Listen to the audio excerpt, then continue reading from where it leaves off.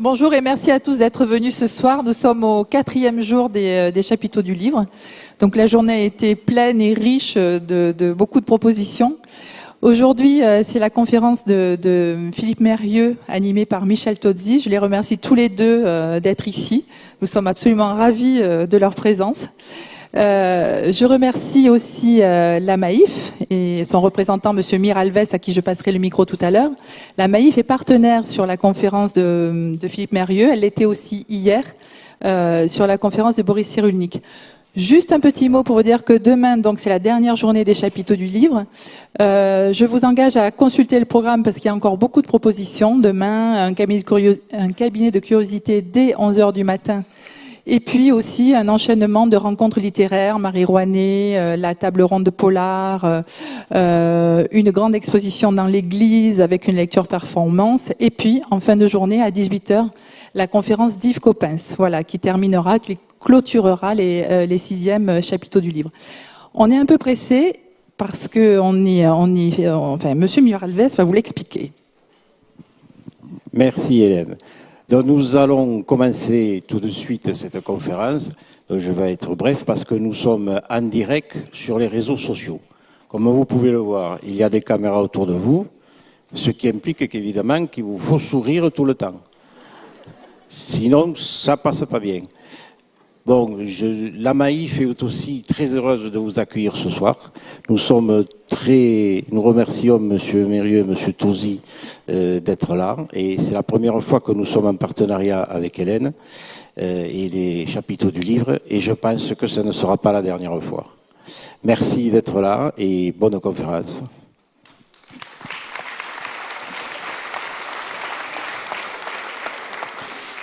Un dernier petit mot pour vous dire que après la conférence, on vous passera le micro. Hein, vous aurez un temps pour des questions-réponses avec Philippe Mérieux. Et vous signalez aussi que la librairie Le Haut Quartier de Pézenas est ici présente avec tous les bouquins de Philippe Mérieux. Voilà, merci.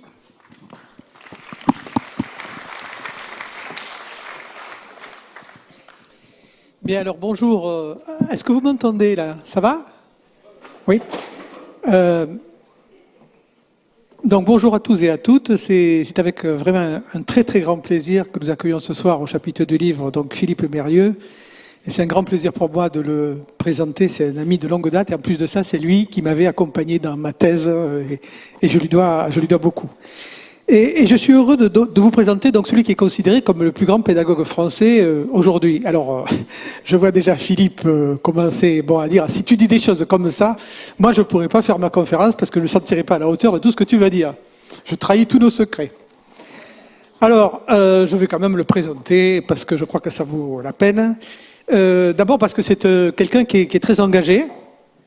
Parmi ses engagements militants et professionnels, il fut responsable pédagogique d'un collège expérimental de 1976 à 1986. Il fut rédacteur en chef des cahiers pédagogiques, c'est d'ailleurs là où je l'ai connu, de 1980 à 1986. Il a été le directeur de l'Institut des sciences et pratiques d'éducation et de formation à l'Université Lumière Lyon 2. Après le vote de la loi d'orientation de 1989, impulsée par Lionel Jospin, il participa à la création des instituts universitaires de formation des maîtres et à celle du Conseil national des programmes. Il présida à la demande de Claude Allègre le comité d'organisation de la consultation et du colloque « Quel savoir enseigner dans les lycées » en 97-98. Il dirigea aussi l'Institut national de la recherche pédagogique, qui est une référence en France, de juin 1998 à mai 2000, en s'efforçant d'associer dans une même dynamique l'innovation et la recherche. Il a été directeur de la chaîne de télévision pour l'éducation Cap Canal de 2008 à 2010. Il dirige la collection Pédagogie chez SF Éditeur depuis sa création. Il est aujourd'hui, à côté de ses activités universitaires, car il est toujours professeur à l'Université Lumière Lyon 2, vice-président de la région Rhône-Alpes, délégué à la formation professionnelle et à l'apprentissage, délégué à la formation tout au long de la vie. Voilà un petit peu donc pour son parcours. Philippe Mérieux a écrit une trentaine d'ouvrages, donc vous en avez donc un certain nombre ici, de très nombreux articles, il a fait beaucoup de conférences. C'est l'homme qui a promu notamment en France le travail de groupe, la pédagogie différenciée et qui insiste particulièrement, par rapport à toutes les dérives technicistes, sur la nécessité de l'éthique ou l'importance du sujet en éducation. Parmi ces derniers ouvrages, je citerai simplement les derniers. Lettres aux grandes personnes sur les enfants d'aujourd'hui, de 2009. L'école et son miroir, entretien avec Jean-Bertrand Pontalis, 2011.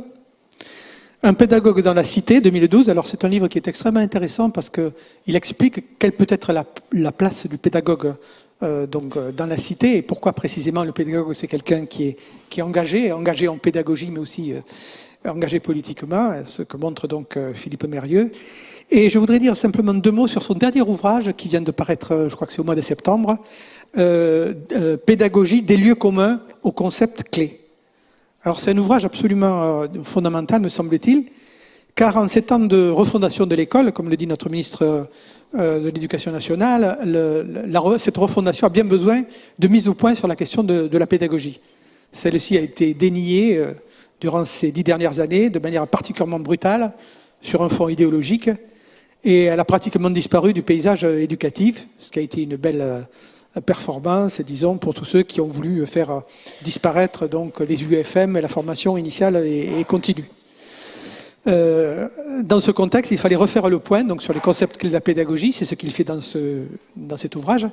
Et je voudrais simplement citer une partie de son introduction qui me semble très, très typique, c'est un plaidoyer pour la pédagogie. Malgré quelques accalmies médiatiques où leurs adversaires semblent un peu s'essouffler, les pédagogues ont toujours le sentiment d'être au front, et ils le sont en permanence, contre toutes les formes de fatalisme et de renoncement, contre l'obsession classificatoire de nos sociétés, contre l'enfermement systématique des sujets dans des grilles par des institutions qui se contentent de gérer des flux.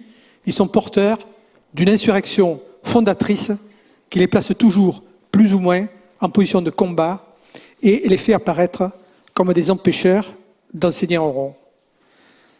Donc, Philippe Mérieux plaide pour l'enseignement de la pédagogie. Il me semble que je fais le pari de ce que, dans sa conférence de l'enfant consommateur à l'enfant citoyen, donc il va nous entretenir. Seuls quelques pédagogues, dit-il, qui ont survécu aux laminoirs scientistes, osent évoquer la question de la formation du sujet et de l'éducation à la liberté.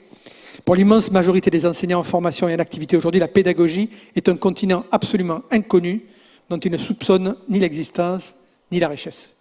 Philippe, c'est à toi de nous la faire découvrir.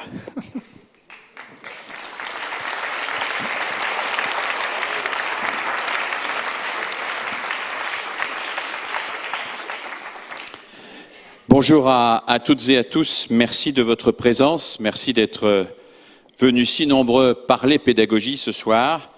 Je suis particulièrement honoré pour ma part d'être l'invité des chapiteaux du livre, ici à Béziers. Honoré d'être également l'invité de la Maïf qui retransmet cette conférence par Internet. Honoré d'être dans un programme particulièrement prestigieux qui incarne à mes yeux dans sa diversité, avec tous les intervenants, mais aussi toutes les activités, tous les ateliers que j'ai pu voir tout à l'heure, précisément une belle opération de pédagogie au plus beau sens du terme. Alors je voudrais, en introduction, puisque le thème de cette conférence c'est de l'enfant consommateur à l'enfant citoyen, quelle éducation, rappeler que même si dans le langage courant, le mot éducation renvoie le plus souvent à la question scolaire, en réalité, le mot éducation est beaucoup plus large, bien évidemment.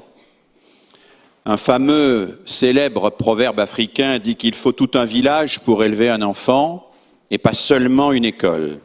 Et effectivement, il faut tout un village, même s'il faut fondamentalement une école. Il faut tout un village parce qu'il faut des parents qui assument la fonction de filiation, parce qu'il faut, autour de la famille nucléaire, tout un réseau, le réseau des frères, des sœurs, des oncles, des tantes, et chacun sait la place que les oncles et les tantes peuvent tenir dans l'éducation de l'enfant. Lacan avait cette belle formule pour parler de l'oncle. Il disait que pour l'enfant, c'était le père sans le pire. Je trouve que ce n'est pas totalement inintéressant. L'oncle est celui à qui l'on peut dire des choses qu'on ne peut pas dire à ses parents. celui avec qui on peut parler de choses dont on ne peut pas parler nécessairement avec ses enseignants. Il a donc évidemment un rôle éducatif tout à fait essentiel. Il y a aussi autour de la famille nucléaire et de la famille élargie, et en particulier dans nos sociétés, tout le tissu associatif, culturel, sportif, social, qui joue un rôle évidemment tout à fait déterminant dans l'éducation des enfants.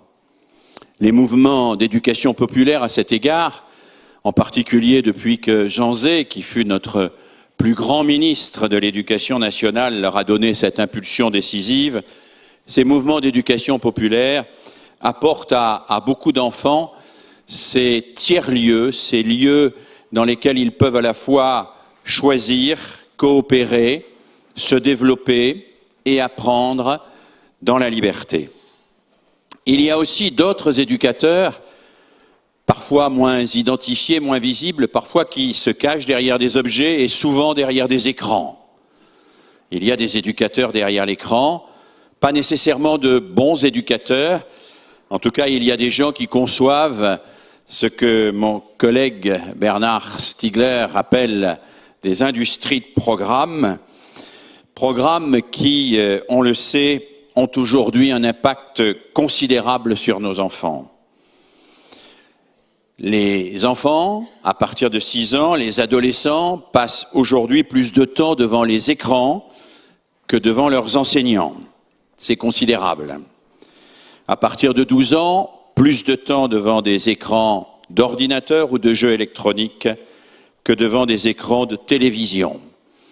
Et ce qui se passe entre l'écran d'ordinateur et l'enfant nous échappe très largement. Jadis, quand il n'y avait que 2 ou 3 chaînes de télévision et qu'on la regardait ensemble avec ses enfants, la même culture, en quelque sorte, était partagée et on pouvait en parler avec eux.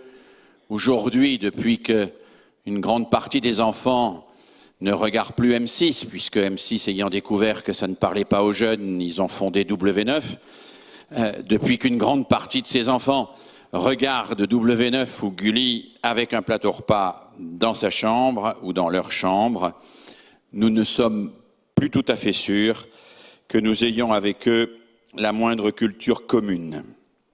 Alors oui, il faut interroger l'ensemble de ceux et de celles qui concourent à l'éducation des enfants pour se demander quelle éducation aujourd'hui, quelle éducation pour un enfant citoyen, pour un enfant à la hauteur des défis du monde de ce temps, à la hauteur des défis d'une démocratie qui se cherche et d'une crise qui, elle, s'est trouvée.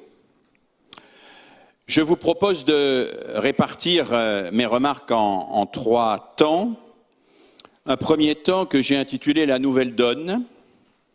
Un second temps qui sera, lui, Michel, plus spécifiquement pédagogique, puisque je m'interrogerai sur ce que pourraient être les principes et les méthodes que nous pourrions mettre en œuvre pour une véritable éducation du citoyen. Et puis un troisième temps autour de quelques chantiers prioritaires que je vous proposerai de partager et qui pourront, après leur énoncé, servir de point de départ à l'échange que nous aurons ensemble. Première série de remarques, si vous voulez bien, la nouvelle donne. Ce n'est pas d'aujourd'hui qu'il est difficile d'élever ses enfants. Et chacun sait que depuis toujours, on les a quelque temps dans les bras et très vite sur les bras. Qu'on ne sait pas toujours exactement qu'en faire et que ces petites choses-là nous échappent facilement et ne deviennent pas toujours ce qu'on voudrait qu'elles soient. Néanmoins, il me semble que la modernité, la deuxième partie du XXe siècle et ce début du XXIe siècle représentent un moment particulièrement important avec un certain nombre de basculements dont certains sont très visibles, très identifiés et dont d'autres, me semble-t-il, méritent d'être précisés. Alors bien sûr, nous le savons, nous vivons dans une société qui a abandonné les grands récits unificateurs. Le christianisme, le marxisme, sous leur forme traditionnelle, ne disent plus aujourd'hui quel est le sens de l'histoire. Et sur l'histoire, nous savons que nous tâtonnons, voire que nous bégayons ensemble. Et puis, nous sommes dans une société dont les finalités ne sont plus données en quelque sorte de manière verticale, théocratique. Dans les théocraties, il est relativement facile d'élever un enfant, puisqu'il y a une orthodoxie et que la seule chose que l'on a à faire, c'est d'inculquer cette orthodoxie avec un catéchisme. Ça peut être un catéchisme laïque ou un catéchisme religieux, mais il n'y a qu'une vérité, celle que l'on doit imposer, et les parents qui refusent de l'imposer à leurs enfants sont immédiatement considérés comme des dissidents. D'ailleurs, la plupart du temps, dans ces sociétés théocratiques qui sont souvent totalitaires, quand vous n'élevez pas bien vos enfants et que vous ne leur transmettez pas le bon message, on vous prend vos enfants pour les éduquer à votre place et vous, on vous place dans ce qu'on appelle des camps de rééducation. Fort heureusement, nous ne sommes plus dans ce type de société. Nous sommes dans une société qui se construit dans un projet démocratique et qui en même temps subit le contre-coup de l'émergence de ce que les philosophes comme Marcel Gauchet appellent l'individualisme social. Non, il n'y a plus de vérité universelle et partagée pour toutes et par tous. Il y a des sujets qui cherchent chacun avec la stratégie qui leur apparaît la meilleure, comment tirer leur épingle du jeu. Et la notion de bien commun n'a plus cette évidence qui l'avait caractérisé pendant des siècles, dès lors qu'il existait des clercs qui, eux, connaissaient le bien commun et pouvaient, bien évidemment, nous l'imposer et en décider à notre place. Un collègue philosophe, Guy Coq, dit que la démocratie est un régime formidable, mais qu'elle rend l'éducation non seulement difficile, mais presque impossible. Presque impossible, dit-il, parce que dès lors que nous ne sommes pas d'accord ensemble ici sur ce qu'est la vie, sur ce que doit être le futur, sur les valeurs qui pourraient nous réunir, eh bien, quelle éducation commune pouvons-nous donner à nos enfants ? C'est une des questions que la modernité nous pose. C'est, me semble-t-il, une des questions essentielles à laquelle nous devons réfléchir. Mais à côté de ce panorama extrêmement général, il y a aussi un certain nombre de phénomènes moins identifiés ou moins facilement identifiés, alors qu'ils sont, comme la lettre volée d'Edgar Poe, d'une visibilité absolue, là, sous nos yeux, et qu'on ne les voit pas toujours. Le démographe Paul Yonnet, décédé l'an dernier, dit que la plus grande mutation anthropologique de tous les temps depuis l'origine de l'humanité, c'est la contraception. C'est-à-dire le fait que maintenant, dans nos sociétés occidentales, la quasi-totalité des enfants, ce sont des enfants désirés, voulus par leurs parents. Ce sont donc des enfants qui viennent combler un désir que l'on a d'eux, qui est le désir de leurs parents. Et bien sûr, que les enfants soient désirés, qu'ils viennent combler notre désir, n'est pas en soi chose grave. Mais ce qui peut le devenir, c'est que nos enfants comblent notre désir en devenant des objets simplement dévolus à notre propre satisfaction. Effectivement, nous pourrions ainsi réactiver le mythe de Pinocchio ou celui de Frankenstein, ces mythes de la fabrication de l'homme par l'homme, ces mythes complètement fous qui laissent entendre que l'on pourrait peut-être non seulement désirer nos enfants, mais aussi fabriquer nos enfants. Fabriquer, Ça n'est pas faire naître, c'est bien plus que cela. Fabriquer, c'est les prendre pour des objets et décider de ce qu'ils doivent être. Or, une des caractéristiques de la modernité, c'est sans doute cette tentation-là, celle de la toute-puissance sur l'enfance, corrélée paradoxalement au fait que l'on érige aussi l'enfant à un être tout-puissant. Car en effet, dès lors que l'enfant est l'enfant du désir, dès lors que nous avons voulu qu'il soit là, nous voulons bien évidemment qu'il nous aime, qu'il comble ce désir. Et nous sommes nombreux à vouloir qu'il nous aime. Alors souvenez-vous, c'était la semaine dernière, ou il y a 15 jours, ou il y a un mois, c'était l'anniversaire de la petite Sarah ou du petit Adrien. Il y avait là son père, sa mère, ses grands-parents, paternels, maternels, ses oncles, ses tantes, quelques amis, quelques voisins. Chacun était là pour l'anniversaire de l'enfant, chacun avec son appareil photo, chacun avec son cadeau. Et l'enfant est là au milieu, et l'enfant a compris. Il a compris qu'il avait le pouvoir. Qu'il a le pouvoir de dire à la grand-mère « ton cadeau est plus beau que celui de maman ». Qu'il a le pouvoir d'aller voir l'oncle et de lui faire un baiser alors qu'il ignore le frère, et que nous allons en souffrir, parce que nous lui avons donné ce pouvoir, parce que nous lui avons donné un pouvoir extraordinaire qui est de nous faire plaisir, parce que nous nous sommes subordonnés en quelque sorte au fait que nous étions l'adulte qu'il allait choisir et dont il allait décider qu'il était le bon parent ou le bon grand-parent. Finalement, la tentation de la modernité, c'est de laisser nos enfants désigner les bons éducateurs au lieu d'assumer cette fonction d'éducateur. C'est paradoxalement de se vouloir tout-puissant et de laisser à nos enfants cette toute-puissance-là. Alors, nous ne sommes pas, bien sûr, condamnés à ce processus et à cette mécanique.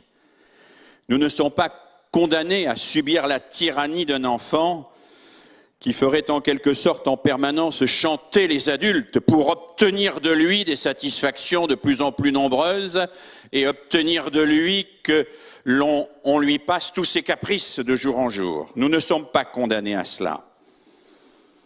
Mais ne pas être condamné à cela, c'est assumer délibérément, clairement, lucidement, farouchement que nos enfants ne sont pas nos jouets, que nous n'avons pas fondamentalement besoin qu'ils nous rendent ce que nous leur donnons en estime et même en amour, qu'ils sont des sujets que nous devons contribuer à éduquer, à faire advenir au monde pour qu'ils deviennent des individus libres de leurs faits et gestes, libres de penser par eux-mêmes, libres de s'émanciper. Alors oui, il y a une nouvelle donne aujourd'hui, mais cette nouvelle donne n'est pas simplement liée à ce phénomène à la fois démographique et anthropologique que je viens d'évoquer. Elle est liée au fait que ce phénomène est en quelque sorte instrumentalisé d'une manière fantastique par un système commercial qui a fait de l'enfance un cœur de cible. Oui, mesdames et messieurs, nos enfants sont un cœur de cible pour les publicitaires. Oui, 43% des produits que les parents achètent en supermarché sont prescrits par leurs propres enfants. Oui, la publicité s'adresse prioritairement aux enfants, y compris et surtout dans ces émissions de télévision du matin que vous ne regardez pas ou peu, mais que 40 à 45% des enfants d'école primaire regardent. Émissions de télévision qui sont entrecoupées de spots publicitaires sans même que les génériques viennent marquer la césure entre le dessin animé et la publicité. Et là, dans cet état du matin, qui est un état d'attention flottante, les enfants reçoivent une multitude de messages subliminaux. Demande, exige, fais acheter. Et si on n'achète pas ce que tu demandes d'acheter, c'est qu'on ne t'aime pas. Il y a, me semble-t-il, aujourd'hui, l'émergence de ce que Bernard Stiegler appelle le troisième âge du capitalisme, le capitalisme pulsionnel. Stiegler explique que le premier âge du capitalisme, ce fut le capitalisme industriel, Zola, que le deuxième âge du capitalisme, c'est le capitalisme financier, Goldman Sachs, celui qui bouge encore, pour combien de temps on ne sait pas, mais qui fait pas mal de dégâts. Et puis il y a déjà le troisième âge du capitalisme qui est en place, directement dans le prolongement du second, qu'il appelle le capitalisme pulsionnel.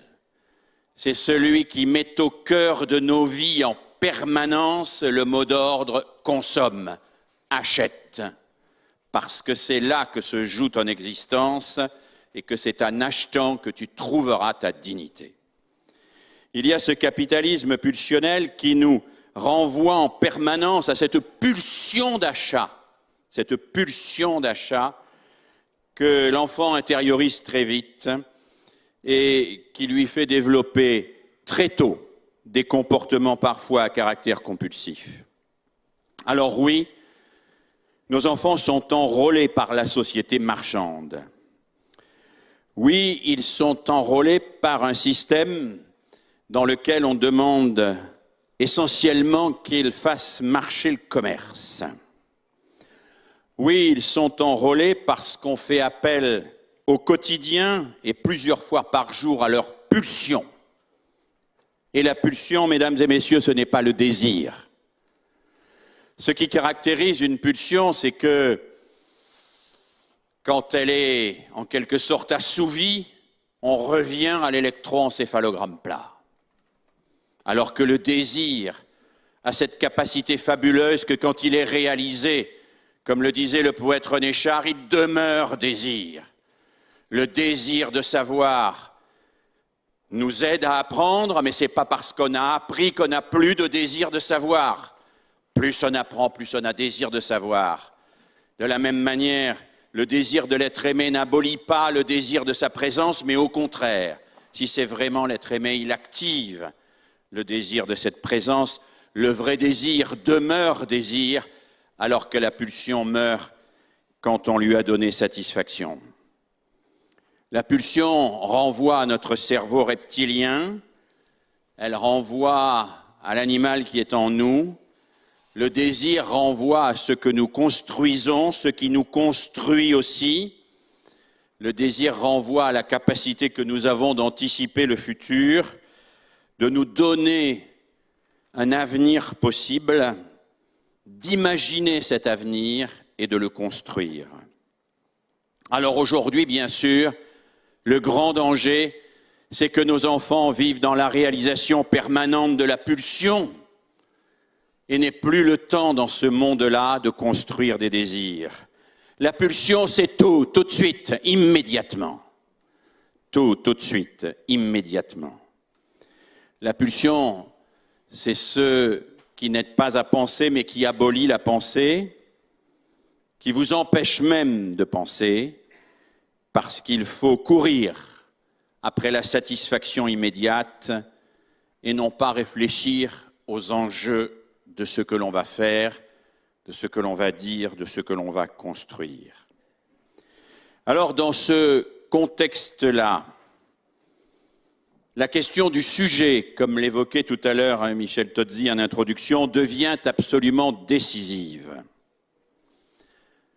L'éducation a toujours eu et a encore plus aujourd'hui comme objectif d'aider à l'émergence d'un sujet que nous ne fabriquons pas, mais que nous contribuons à faire émerger. Qu'est-ce qu'un sujet ? Je ne veux pas me lancer avec vous dans une dissertation difficile sur cette question, mais disons que c'est un être humain qui assume sa part de contingence. Et ce n'est pas facile, mesdames et messieurs, d'assumer sa part de contingence aujourd'hui.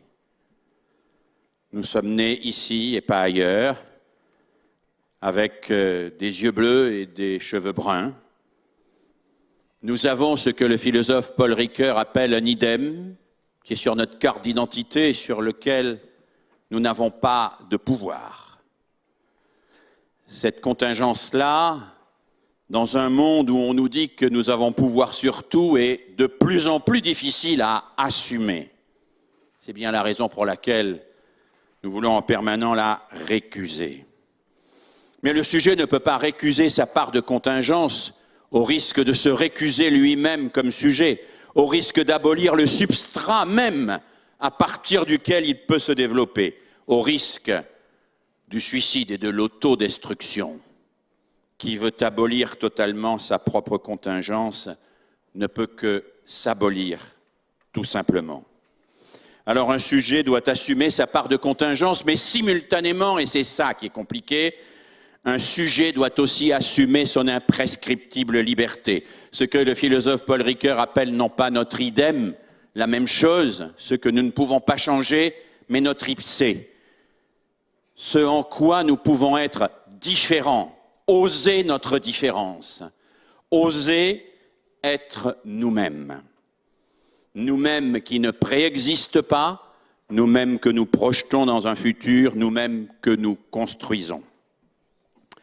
Alors pour cela, pour articuler son idem et son ipse, eh bien, il faut passer par quelque chose sur quoi mon collègue Michel Tozzi a beaucoup travaillé, c'est la capacité de penser par soi-même, la capacité d'échapper aux stéréotypes, la capacité de desserrer l'étau de la pulsion pour prendre le temps de la réflexion. Desserrer l'étau de la pulsion pour prendre le temps de la réflexion. C'est la raison pour laquelle je dis souvent que l'éducation nous impose de travailler avec nos enfants au quotidien, que ce soit dans la famille ou dans l'école, sur des temps de décélération. Décélérons. Desserrons l'étau du tout de suite, de l'immédiateté, de la pulsion qui veut sa réalisation immédiate pour laisser passer, pour laisser s'immiscer doucement, difficilement, un peu de temps pour penser, pour réfléchir, pour anticiper aux conséquences de ce qu'on fait pour soi, pour les autres, pour la société, pour la planète.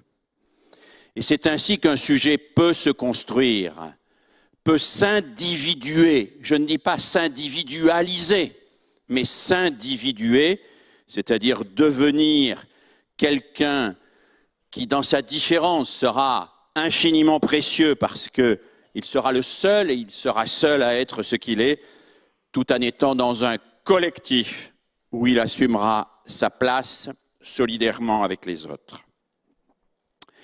Alors oui, il y a là des finalité, me semble-t-il, essentielle de l'éducation aujourd'hui, aider nos enfants à s'individuer comme sujets pensants, à résister à la toute-puissance de la pulsion, à résister à la frénésie consommatoire, pour surseoir, pour symboliser, pour être capable de coopérer avec autrui et de construire avec lui du bien commun. Deuxième série de réflexions, après ce panorama un peu général, et on va rentrer effectivement dans la question de la pédagogie. Qu'est-ce que pourraient être à la fois les principes et les méthodes d'une véritable éducation à la citoyenneté? Je viens de prononcer 3 termes, surseoir, symboliser, coopérer. Surseoir d'abord. Surseoir, c'est pas tout de suite. Pas tout de suite. Tu peux demander quelque chose. Je ne suis pas celui qui va le refuser systématiquement. Je ne suis pas non plus celui qui va te l'octroyer systématiquement pour avoir la paix. Je suis celui, parce que je suis un adulte, qui va te dire « on prend le temps d'y penser, on prend le temps d'y réfléchir, on en reparle ». Et éventuellement, pour en reparler, on se donne un moment que l'on construit, où on sera un peu plus calme, un peu plus tranquille, et où on pourra en parler sereinement. Un pédagogue que j'aime beaucoup, Janusz Korczak, et sur lequel j'ai écrit l'an dernier un ouvrage pour enfants parce que je pensais que c'était un devoir à l'égard de Korczak de transmettre sa pédagogie aux enfants. Un pédagogue qui est mort dans les chambres à glace de Treblinka en 1942, nous a donné sur ce point des leçons absolument merveilleuses. Nous sommes dans l'entre-deux-guerres. Korczak est à Varsovie, il recueille les orphelins, il recueille les enfants des rues, il recueille la racaille. Et il tente de leur construire à tous ces enfants le plus bel orphelinat qui soit. Alors il va même traverser toute l'Europe, il va même faire des plans lui-même, faire venir des architectes fabuleux et fantastiques. Il va inaugurer cet orphelinat et le soir même ou le lendemain, ils auront tout saccagé. Alors on peut dire, on aurait pu dire, à quoi bon? À quoi bon tout cet effort pour des gamins qui saccagent tout? Ce n'est pas ce que va dire Korczak. Korczak va dire, les gamins sont comme ça, on ne va pas se résigner à ce qu'ils soient comme ça, on va faire en sorte qu'ils deviennent autrement, qu'ils réfléchissent avant d'agir. Alors il est affronté à un problème, Korczak, très compliqué. C'est celui des bagarres. Les gamins se bagarrent tout le temps. Alors il invente un système tout à fait curieux, qui est un système de points, un peu dans le genre de ce que nous avons inventé depuis avec le permis de conduire. Il donne 10 points bagarre par semaine à chaque enfant. Une grande bagarre, on enlève 4 points, une moyenne bagarre, on enlève 3 points, et une petite bagarre, on enlève 2 points. Une insulte, on n'enlève qu'un point. Et il dit, faites attention, hein, vous avez à gérer correctement vos points, parce que si vous dépensez tous vos points le lundi soir, c'est dehors.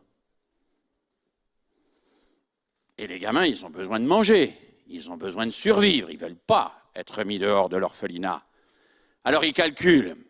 Au début, il y a même un petit trafic de points qui s'organise dans l'orphelinat.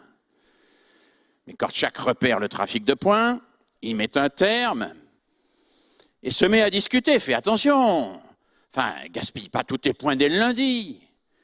C'est vrai qu'il t'a énervé, mais bon, peut-être que tu peux y réfléchir un peu, puis garde tes points. Puis tu imagines, si tu gardes tous tes points pour samedi, tu pourras te payer 2 grosses bagarres. Et alors Korczak dit ceci, entre naïveté et philosophie grandiose, le système des points, ça ne marche pas tout le temps. Les gamins continuent à se battre. Mais il y en a quelques-uns qui se mettent à réfléchir avant de se taper dessus. Ça paraît pas grand-chose, ça, hein? Réfléchir avant de se taper dessus. C'est pourtant tout à fait fondamental. C'est pourtant le point de départ de la civilisation. C'est pourtant ce qui peut commencer à faire reculer, chez les enfants, mais partout, la barbarie. Comme ça ne marche pas très bien, le système des points, il invente en permanence de nouveaux systèmes pour empêcher les bagarres. Et un des systèmes les plus célèbres de Korczak, c'est celui de la boîte aux lettres.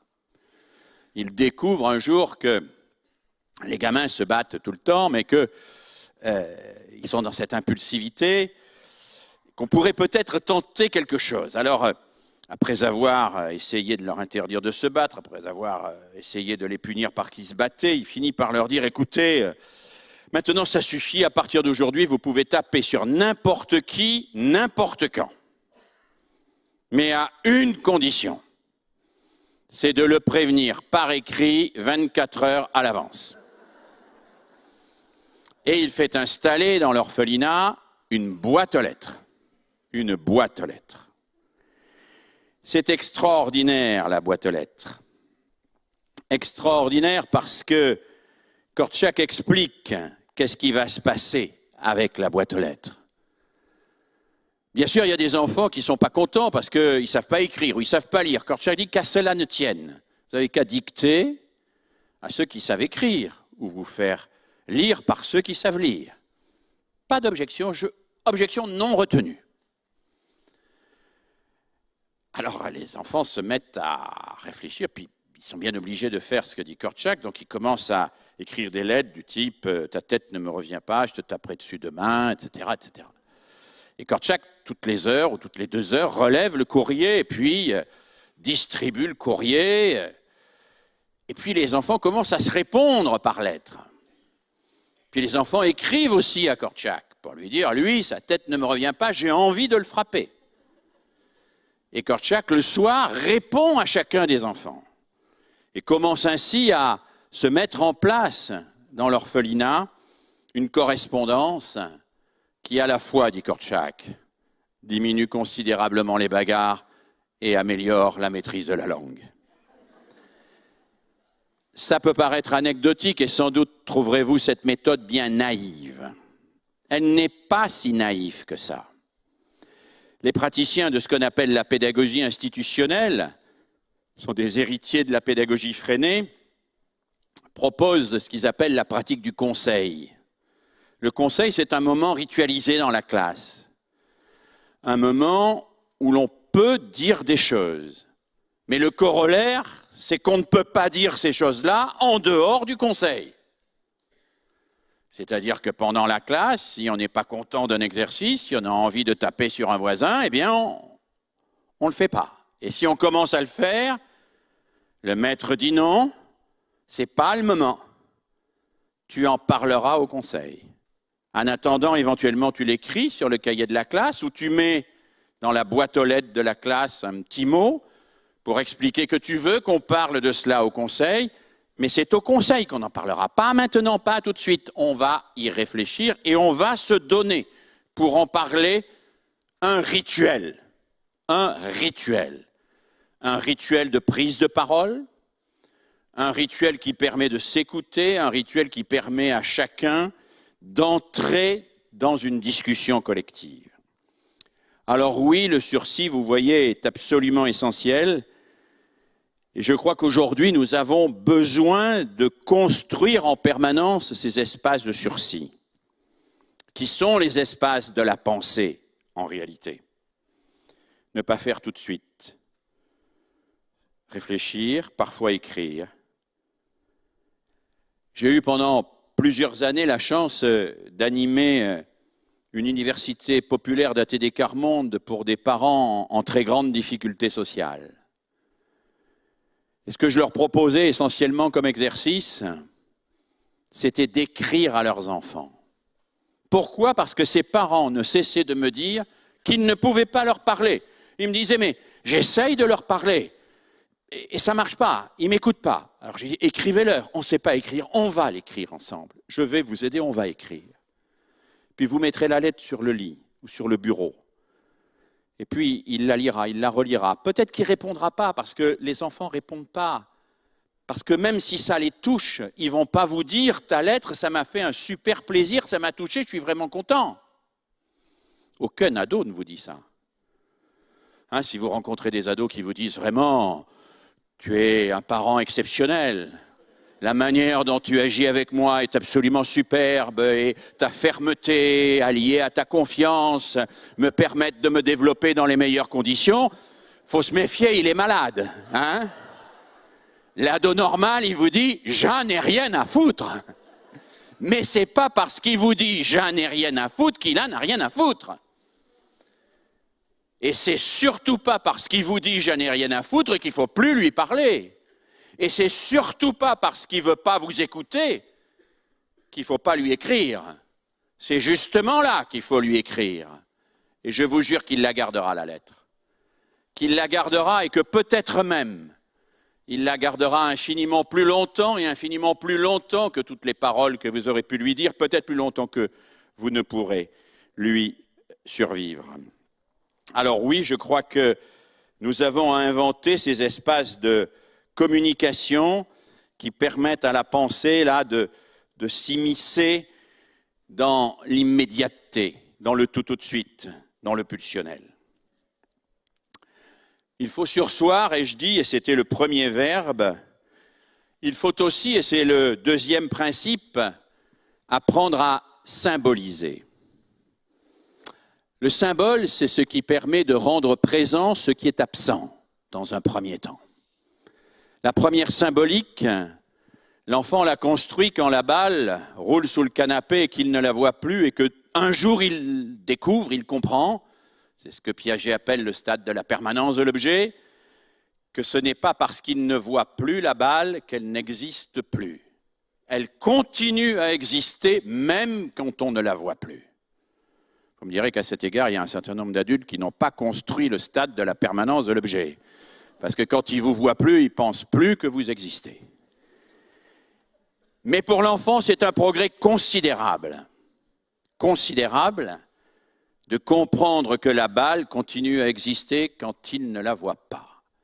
Et qu'il peut la nommer, qu'il peut y penser, qu'il peut même faire des choses dans sa tête avec cette balle, qu'il peut la faire sauter, qu'il peut la faire rouler, et que dans sa tête, on peut manipuler une balle. C'est cela, la construction du symbolique, et c'est cela, la naissance de la pensée. Après, le symbolique va s'inscrire dans un langage élaboré, bien évidemment. Et puis, progressivement, le symbolique va s'inscrire dans une culture que l'on s'approprie, dans laquelle progressivement on s'inscrit et qui permet de s'exprimer. Cette culture, elle va exister sous les yeux de l'enfant à travers les contes et légendes, bien sûr, à travers les histoires que nous allons lui raconter.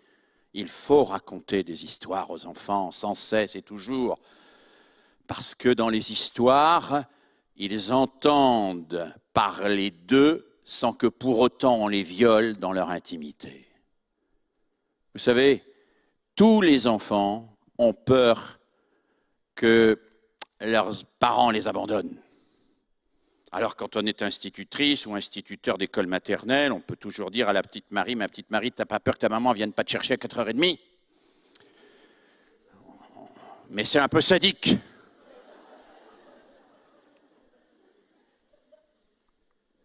Ou alors on peut raconter le petit poucet. C'est mieux. Parce que dans le petit poucet, vous parlez à l'enfant de ce qui le travaille, qui l'inquiète, c'est-à-dire de sa peur d'être abandonné. Mais vous lui en parlez de telle manière qu'il se reconnaît dans cette histoire, qu'il est relié à travers cette histoire à toute une série d'autres enfants et à toute une culture, et que ce qu'il vit à titre personnel devient saisissable dans un discours symbolique, collectif, qui va peut-être, parfois, lui permettre de mettre sa peur à distance. Alors oui, il faut faire entrer les enfants dans cette culture-là, parce que la culture, je la définis volontiers ainsi, c'est ce qui relie ce que chacun a de plus intime avec ce qu'il y a de plus universel. Qu'est-ce que nous avons de plus intime si ce n'est nos peurs, nos angoisses, nos désirs? Qu'est-ce qu'il y a de plus universel si ce n'est le Mahabharata dont parlait Carrière cet après-midi?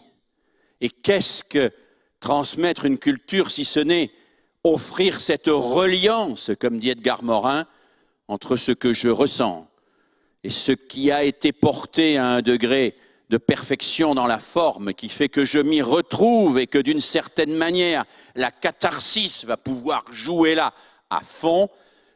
C'est cela, transmettre, et c'est cela, inscrire nos enfants dans le symbolique. Nos enfants ont besoin de ce symbolique parce que le symbolique ne fait pas mal. Parce que le symbolique développe l'imaginaire. Parce que le symbolique leur permet de vagabonder par la pensée. Le contraire du symbolique, si j'avais à le définir, si j'avais à trouver un nom pour le désigner, je dirais c'est l'obscène. L'obscène, c'est quand on dit tout, qu'on montre tout. Et quand on montre tout et qu'on dit tout, il n'y a plus rien à penser. L'obscène, c'est quand il n'y a plus ce travail sur ce qui fait sens, ce qui réunit, quand il n'y a que la vision narcissique de soi-même à travers la multitude des écrans de la télé-réalité. Oui, il faut permettre à nos enfants d'entrer dans le symbolique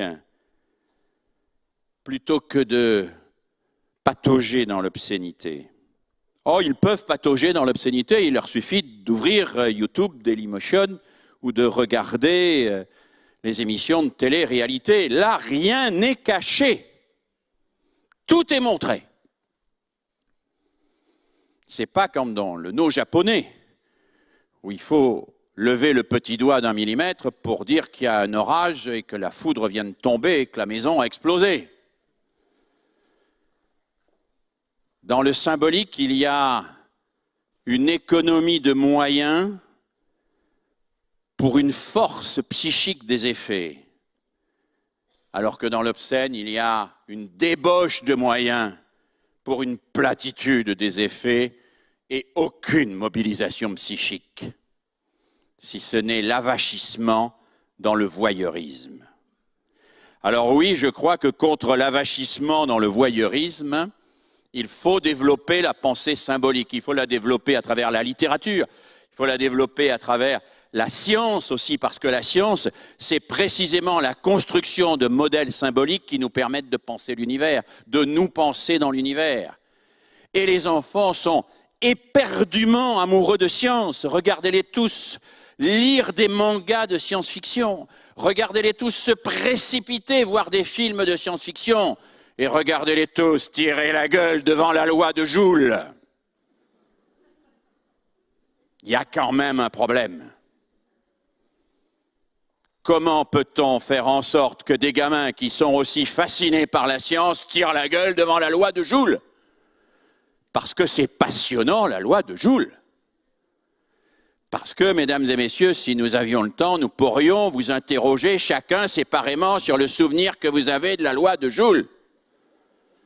Et que chacun et chacune d'entre vous pourrait expliquer pourquoi la loi de Joule peut non seulement vous aider, si vous la comprenez bien, à réduire votre facture d'électricité, mais aussi vous permettre de comprendre les grands problèmes énergétiques mondiaux et bien plus que ça encore. Mais ce n'est pas comme ça qu'on vous a appris la loi de Joule. La science que l'on vous a préparée, que l'on vous a mâchée, que l'on vous a fossilisée, ce n'est pas une science vivante qui vous fait tressaillir et qui renvoie aux problèmes que vous vous posez. C'est une science qui s'est étiolée, qui est devenue un ensemble d'exercices sur un parcours du combattant pour vérifier que vous pouvez passer en classe supérieure. Alors oui, il faut redonner à la science son pouvoir symbolique. Il faut lui redonner cette capacité à faire rêver, à faire comprendre surtout. Je suis convaincu, et pas seulement à titre de militant, mais aussi à titre de chercheur, qu'il n'y a pas un enfant qui ne vibrera pas, si on y met un peu d'enthousiasme, devant la théogonie d'Hésiode ou devant Darwin, et qui ne se dira pas qu'il se joue là quelque chose qui le concerne directement, parce que c'est de l'humain dont il est question, de l'humain, c'est-à-dire de lui. Surseoir, symboliser, coopérer. Coopérer, bien sûr, c'est compliqué dans un univers construit autour de l'individualisme et de la concurrence. C'est compliqué dans un univers où on ne passe pas son temps à se comparer à soi-même, mais plutôt à se comparer aux autres. Coopérer, c'est compliqué parce que ça nécessite des institutions, surtout si l'on veut coopérer, non pas pour instrumentaliser les autres, mais pour construire du bien commun. Parce que le bien commun ne préexiste pas. Nul n'a le privilège de le connaître avant les autres. Il naît de la coopération. Il naît de la capacité à le construire ensemble, minutieusement, en prenant les contradictions à bras-le-corps, en regardant qu'il y a des logiques contradictoires qui opèrent dans la réalité et qu'on ne peut pas, comme ça, réconcilier miraculeusement. Coopérer, c'est chercher ce qui réunit plutôt que ce qui sépare, et c'est chercher aussi en quoi nous pouvons nous projeter ensemble dans le futur pour assurer non seulement notre survie, mais le développement de ceux qui vont venir après nous. Alors oui, on peut mettre en place en classe, comme en famille, comme dans tous les dispositifs éducatifs, des structures de véritable coopération.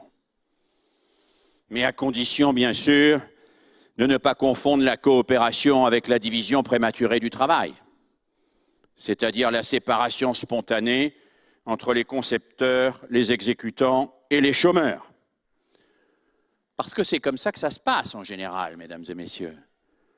Mettez 5 élèves de 5e ou 5 étudiants d'université sur une tâche, que ce soit la description d'un insecte ou la mise en schéma de la philosophie de Hegel, dans 9 cas sur 10, il y en a 1 ou 2 qui savent faire et qui font, un qui connaît l'orthographe, qui corrige les fautes, un qui a des images chez lui et qui les apporte, et 2 qui n'ont rien de tout ça et qui font rien parce que s'ils faisaient quelque chose, le résultat serait moins bon et qu'il vaut mieux qu'ils fassent rien et qu'ils soient compensés de leur inaction par l'identification dans le produit.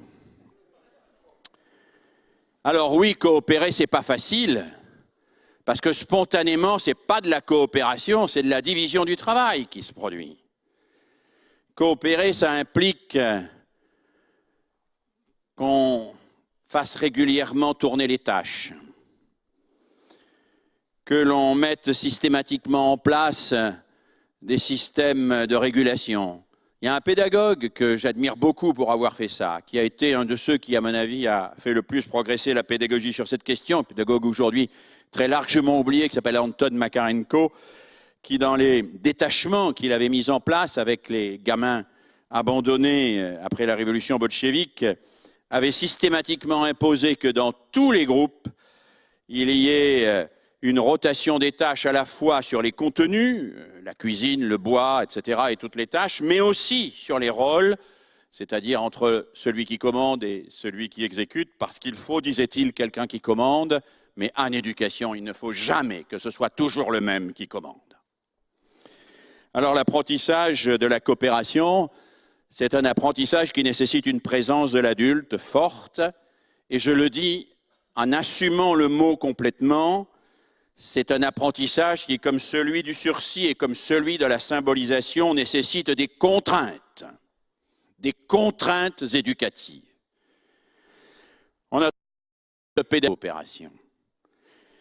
Ces contraintes, c'est des dispositifs, c'est des rituels, on l'évoquait tout à l'heure.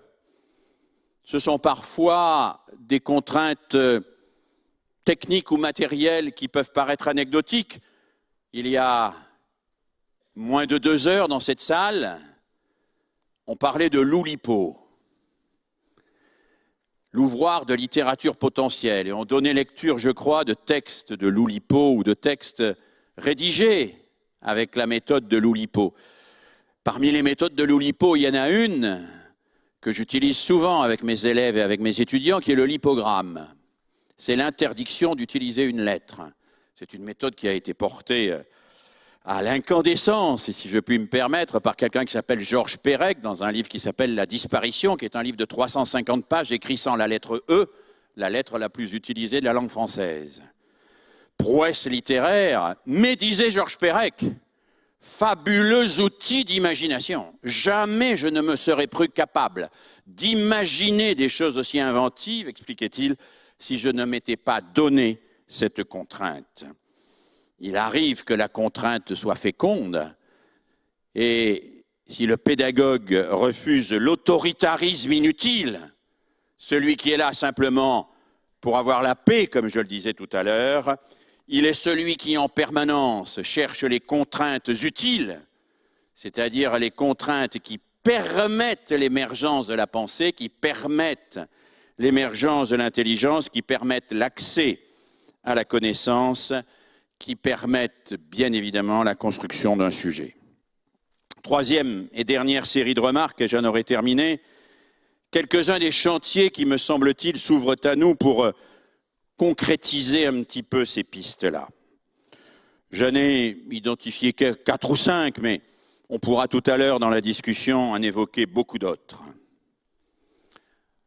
Le premier chantier qui me tient à cœur, c'est celui que j'appelle réinstitutionnaliser les lieux éducatifs. François Dubé a écrit il y a quelques années un ouvrage qui s'intitulait « La crise des institutions », je crois que c'était le titre, mais je n'en suis plus tout à fait sûr, dans lequel il montrait que l'institution scolaire, comme l'institution hospitalière, comme l'institution judiciaire, était en train de s'étioler et que les intérêts individuels prenaient le pas sur la cohérence du collectif. L'école est complètement dans cette logique. Les collèges en particulier, il m'arrive encore de temps en temps d'y aller, m'étonnent toujours. De gigantesques halls de gare, avec moins de panneaux de signalisation, des salles indifférenciées, à l'exception de quelques salles de spécialité dans lesquelles se déversent, à coups de sonneries stridentes, des grappes d'élèves coagulés, qui pour la plupart d'entre eux n'ont jamais vu leur professeur en même temps, qui ne savent pas d'ailleurs s'ils existent en même temps, et donc si l'institution à laquelle ils participent et qui les appelle a une parole commune, quelque chose à leur dire, quelque chose qui ferait sens pour eux. Alors oui, une école où un élève de 6e ne voit jamais ses 10 professeurs en même temps ne peut pas être une institution. Une école où l'emploi du temps est une tranche napolitaine qui juxtapose au gré de la fantaisie du chef d'établissement et de ses adjoints, mais aussi, évidemment, des impératifs de l'institution, 1 heure de musique, 1 heure de mathématiques, 1 heure de français, 1 heure d'histoire, 1 heure d'éducation physique, n'est pas véritablement institutionnalisé. Il me semble que nous avons, puisque nous sommes en période de refondation de l'école, à repenser une institution autour de ses finalités, et non pas simplement parce qu'on reproduit à l'identique d'année en année les mêmes modalités. Vous savez, moi je suis toujours très étonné quand j'entends un ministre, un recteur, un inspecteur d'académie ou un inspecteur d'autre chose, peu importe, dire « la rentrée a été réussie ». Ça veut dire qu'il y a un professeur devant chaque classe. À peu près. Est-ce que ça veut dire que la rentrée a été réussie? Est-ce qu'il s'agit simplement de gérer des flux? Ou est-ce qu'il s'agit de construire des institutions centrées autour d'un projet qui est le projet de l'apprentissage? Alors je crois qu'effectivement, si l'école est le lieu de la transmission des savoirs et de la culture, si elle est le lieu de l'apprentissage, si elle est le lieu où on peut se réaliser et grandir, alors il faut la repenser autour de cet objectif et peut-être oser revisiter un peu plus radicalement qu'on ne le fait, je le dis en toute liberté, un certain nombre de modalités qui appartiennent peut-être au passé. Pas un passé très lointain d'ailleurs, un passé relativement récent, suffisamment ancien pour que ni vous ni moi ne l'ayons connu, ou n'ayons connu autre chose, pardon. Mais un passé relativement récent, vous savez, la classe, telle que nous la connaissons, la classe homogène ou à peu près homogène de 32 élèves ou de 28 élèves qui font tous à peu près la même chose en même temps, mais c'est pas très vieux cette affaire-là. C'est Guizot, c'est pas Jules Ferry, hein, c'est un peu avant Jules Ferry, c'est Guizot. C'est 1830, les années 1830, quand la France a choisi ce qu'on appelait à l'époque le modèle simultané au détriment du modèle mutuel.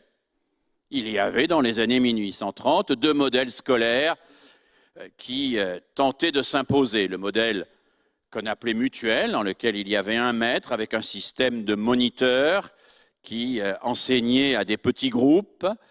C'était des groupes globalement plus importants que nos classes aujourd'hui, mais d'âges différents, où les élèves étaient organisés dans ce qu'on pourrait appeler des ateliers, système qui avait beaucoup de succès en Angleterre, qui avait été utilisé en France par Charles Démia, par exemple. Et puis, il y avait le modèle dit simultané, celui imposé par Jean-Baptiste de La Salle, celui où un maître enseigne la même chose à des élèves censés être du même niveau et qui doivent faire la même chose en même temps. La querelle a été très dure dans les années 1830-1835 autour de ces deux modèles, la querelle des modèles, on l'appelait. Je vous passe sur le jeu des alliances. Pour faire gros, les conservateurs étaient du côté du modèle simultané, les progressistes du modèle mutuel, les catholiques du modèle simultané, les protestants du modèle mutuel. Mais c'est finalement le modèle simultané qui l'a emporté. Il l'a emporté parce que, pour Guizot, qui était à l'époque aux commandes de ce qu'on appelle l'éducation nationale, eh bien, il présentait cette garantie verticale et hiérarchique, et je cite Guizot, qui permettait d'avoir l'inculcation précise de ce que l'on veut faire entendre à chacun et à chacune des petites Françaises et des petits Français.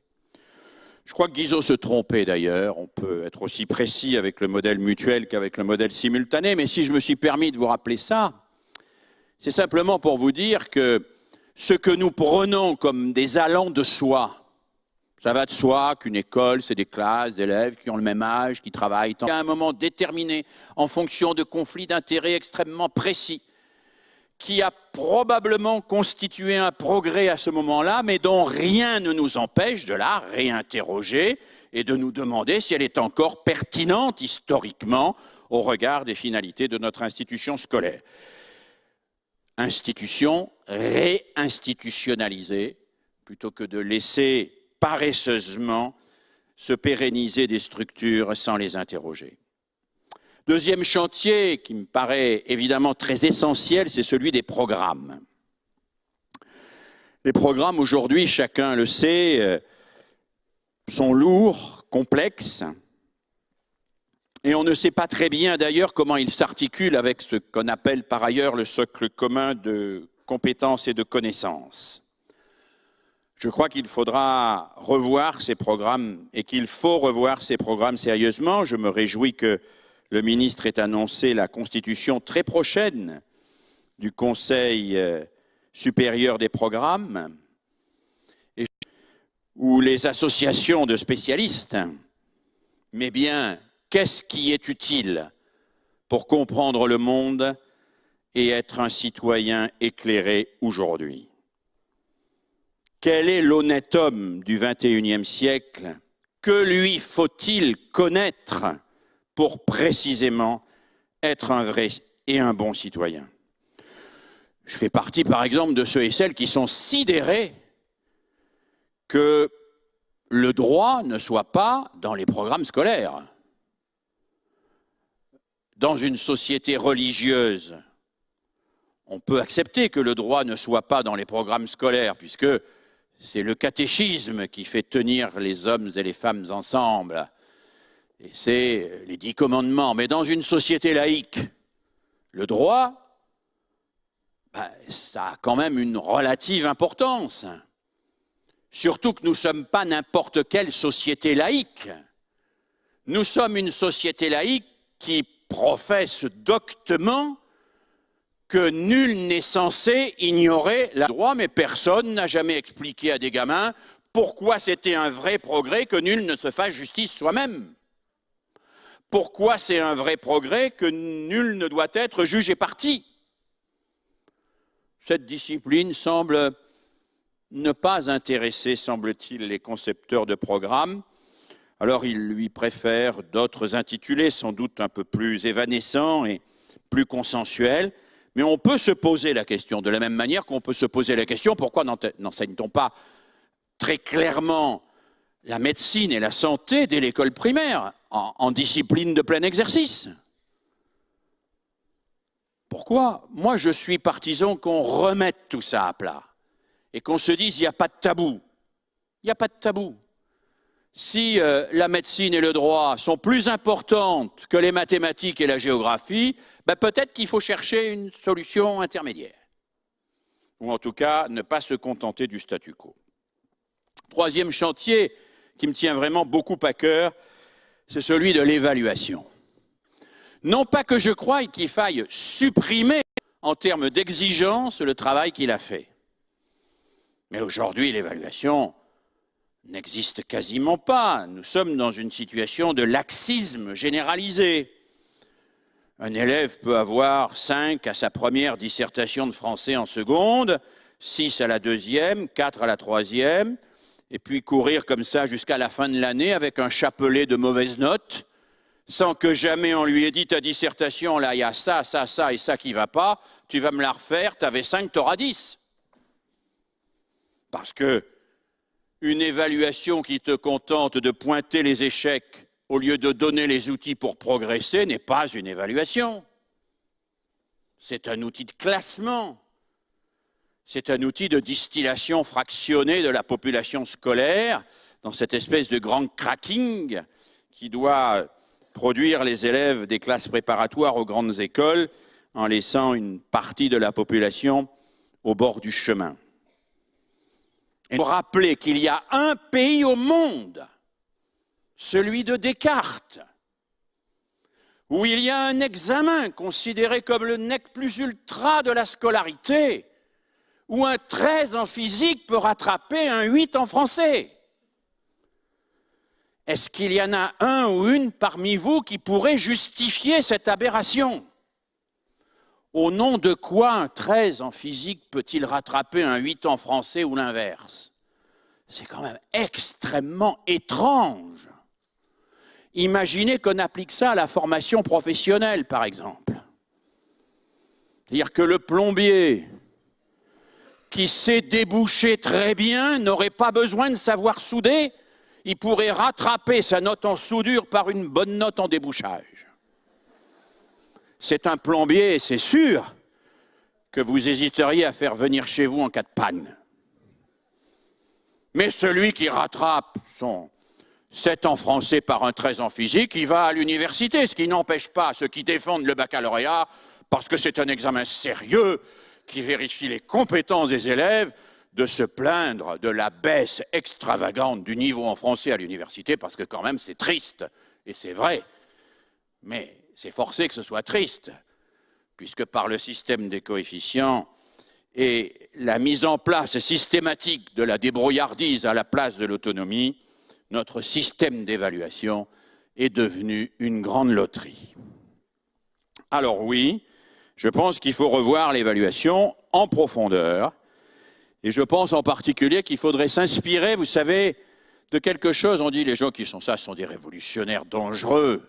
Non, non, moi je retournerai au passé, là, pour le coup. Pas à Guizot, qui, entre nous soit dit, on le fait passer pour le fondateur de l'école de la République. Il était un peu républicain, comme moi je suis pape. Hein. Bon. Mais revenons pour l'évaluation aux compagnons du Tour de France au Moyen-Âge. Revenons à cette forme de l'évaluation qui est la seule rigoureuse, le chef-d'œuvre. Le chef-d'œuvre est cette maquette fantastique qui permet à la main de traduire en quelque sorte les modèles de la pensée et qui fait que quelqu'un franchit une étape en réalisant une épreuve, au beau sens du mot épreuve. Et à partir de là, est considéré comme ayant effectivement fait un apprentissage essentiel, grandi à la fois en liberté et en compétence. Alors oui, promouvons une évaluation par les chefs-d'œuvre, non pas une évaluation qui baisse les bras devant les mauvaises notes, mais une évaluation qui ne s'y résigne jamais et qui permet à chacun de progresser en permanence pour atteindre des chefs-d'œuvre dont il puisse parfois être fier. Être fier. Si tous nos enfants pouvaient de temps en temps être fiers de ce qu'ils font à l'école, ce serait vraiment très bien. On dit souvent, et c'est devenu un lieu commun, les élèves ne réussissent pas parce qu'ils ne sont pas motivés. Moi, j'ai l'habitude de renverser l'affirmation et de dire les élèves ne sont pas motivés parce qu'on ne les a jamais fait réussir pour certains d'entre eux, ou si peu. Parce que rien ne démotive plus que l'échec, que le sentiment de devoir et de toujours échouer. Et quand on est dans l'échec, on organise son propre échec. Et on bâcle son travail.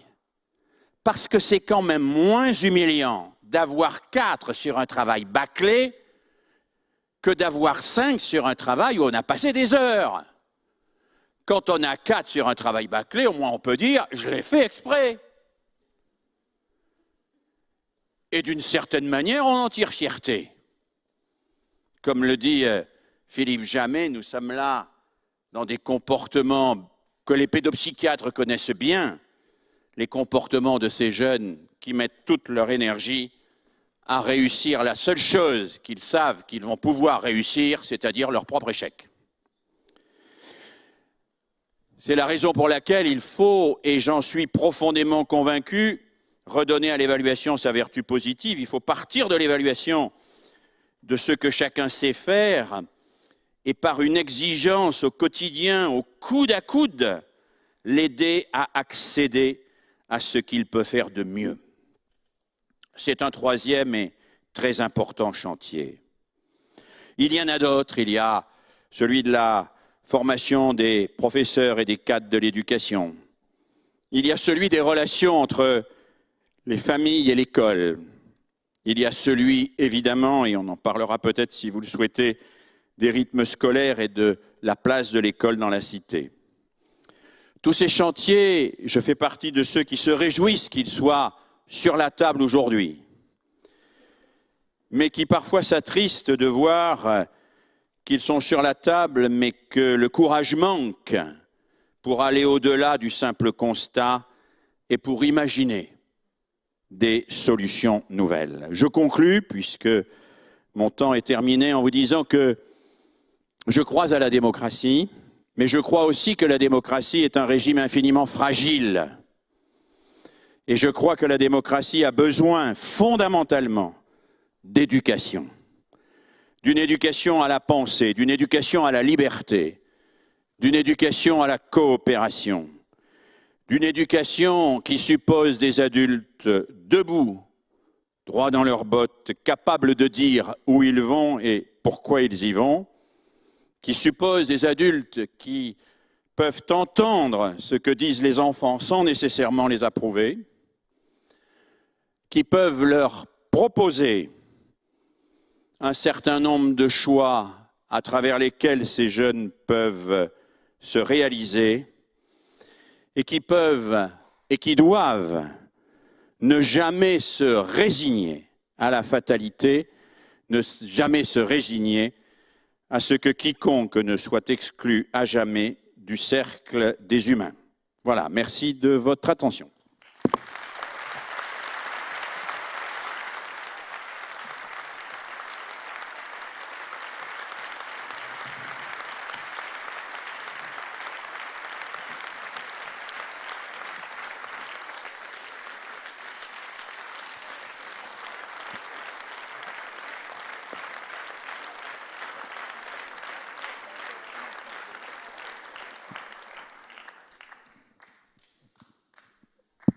Je crois que Philippe Mérieux nous a fait partager à la fois des analyses, des propositions, des préoccupations qui sont les nôtres. Et on s'attaque là peut-être à la question qui est la plus complexe, qui est la question, disons, de l'éducation, et d'autant plus complexe et urgente que l'éducation, c'est les enfants, donc la société de demain. Alors, nous avons à peu près entre 20 minutes et une demi-heure pour toutes les réactions, questions que vous voudriez poser. Est-ce qu'on peut avoir légèrement un peu de lumière dans la salle, parce que je ne vois strictement personne. J'ai une lumière dans les yeux. Et... On peut même baisser celles qui sont sur nous, parce qu'elles voilà. chauffent à don. Que je vois un petit peu, donc voilà, je la vois un peu mieux. Ah, c'est possible encore un peu plus? Ah voilà, ça commence. D'accord, merci beaucoup. Voilà, Donc il y a un micro, alors nous avons un micro, il y a un micro donc qui va circuler dans la salle et maintenant la parole est à qui veut la prendre. Il suffit de commencer.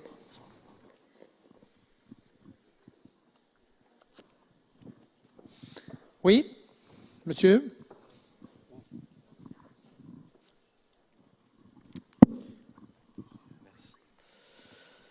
Bonjour Monsieur Mérieux, bonsoir plutôt, pardon. Bon, moi c'est Daniel Mercier, j'ai un passé lointain de formateur et je me suis longtemps alimenté de vos travaux, donc je vous en suis reconnaissant. Et puis c'est vrai qu'après j'ai été un petit peu du côté de la philo, là je suis à la retraite et j'ai renoué un petit peu avec mes anciennes amours. Et je me suis intéressé aussi à la philosophie de l'éducation de Marcel Gauchet, à tous ses travaux actuels, qui sont, me semble-t-il, très, très intéressants. Et donc, je voudrais essayer peut-être de revenir sur peut-être un des aspects, parce qu'il y a beaucoup de choses avec lesquelles, effectivement, je suis vraiment en accord avec tout ce que vous avez dit, mais il y a peut-être un aspect sur lequel j'aurais aimé qu'on s'interroge.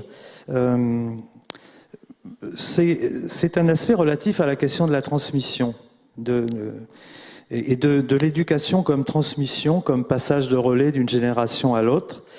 Parce que, bon, quand vous dites, par exemple, en éducation, il ne faut que ce soit jamais le... Alors, bon, c'est pas vous qui le dites, vous reprenez, je crois, une formulation, je me souviens plus qui l'a émise, c'est quelqu'un qui dit en éducation, il ne faut que ce soit jamais le même qui commande.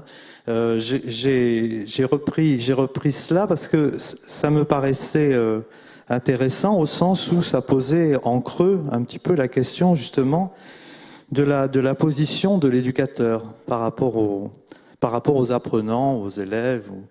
Parce que bon, vous faites souvent référence, surtout dans votre deuxième partie, aux dispositifs de communication, de coopération.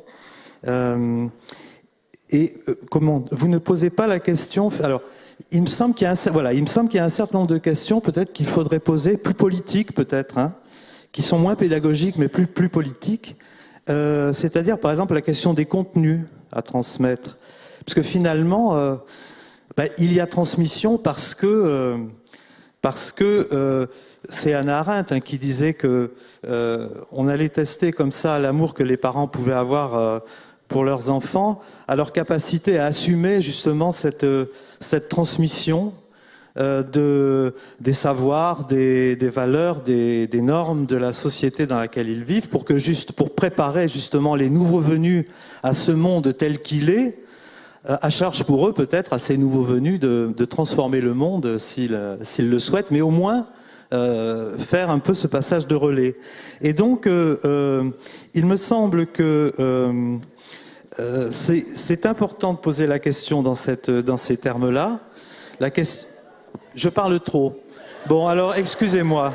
Effectivement, c'est toujours difficile. Mais la question, elle est difficile. Enfin, elle est difficile à résumer. Mais est-ce que vous êtes d'accord pour dire que apprendre, c'est sortir de soi, c'est c'est se confronter à des mondes symboliques, à des mondes de signification finalement, qui au départ nous sont opaques, auxquels on est étranger, et qu'il faut des passeurs et des enseignants effectivement capables de nous guider dans ces mondes symboliques, et que de ce point de vue-là, il faut bien qu'ils aient quelque part une position d'autorité pour le faire. Oui, ma réponse est oui.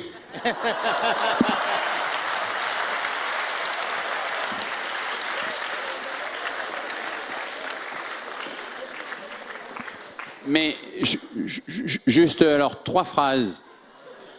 Je m'intéresse aussi beaucoup et j'ai l'honneur de travailler de temps en temps avec Marcel Gauchet sur ses analyses. Parmi les analyses de Marcel Gauchet, il y en a une qui me paraît absolument déterminante, sur laquelle d'ailleurs je lui ai demandé de travailler avec moi pour un ouvrage futur qui doit paraître l'an prochain, qui est celui du rapport entre la pensée, le plaisir et la souffrance. Marcel Gauchet dit quelque part que nous avons vécu une mutation absolument fondamentale parce que dans les sociétés traditionnelles, l'homme souffrait par le corps et se sauvait par l'esprit. Alors que ce qui caractérise les sociétés contemporaines, c'est que l'homme jouit par le corps et que la pensée lui apparaît comme une souffrance. Ou si vous préférez, pour l'élève moyen, il vaut mieux prendre son pied plutôt que de se prendre la tête. Hein? Et Marcel Gauchet dit très justement, ce renversement anthropologique pose une question qui est la question du lieu du plaisir. Notre modernité a mis clairement le lieu du plaisir dans le corps. Et dès lors que nous ne sommes pas capables de faire entendre qu'il y a du plaisir dans l'esprit, nous ne pourrons pas transmettre, y compris au sens où vous le dites. Alors, deuxième phrase, si je peux me permettre, sur la question d'autorité. Je n'ai pas repris à mon compte jamais qu'il faut que ce ne soit pas le maître qui commande. Ce que je dis, c'est que le maître ne peut pas apprendre à la place de l'élève. Le maître peut créer les conditions pour que l'élève apprenne. Mais l'apprentissage, c'est un sujet qui s'engage dans quelque chose où il accepte de s'altérer pour se confronter effectivement à des formes symboliques qui vont profondément le modifier, le faire grandir. Ça, je ne peux pas le faire, moi.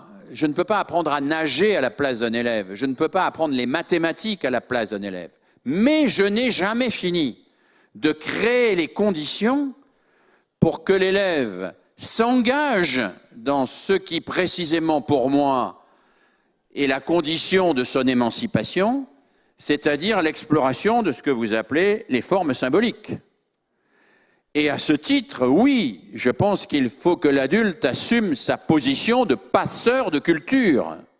Évidemment, quand je parlais tout à l'heure de raconter l'histoire de la science, quand je parlais tout à l'heure d'oser raconter la théogonie d'Hésiode, y compris à des enfants qui ne sont pas nécessairement en situation de facilité scolaire, je suis bien dans ce registre-là.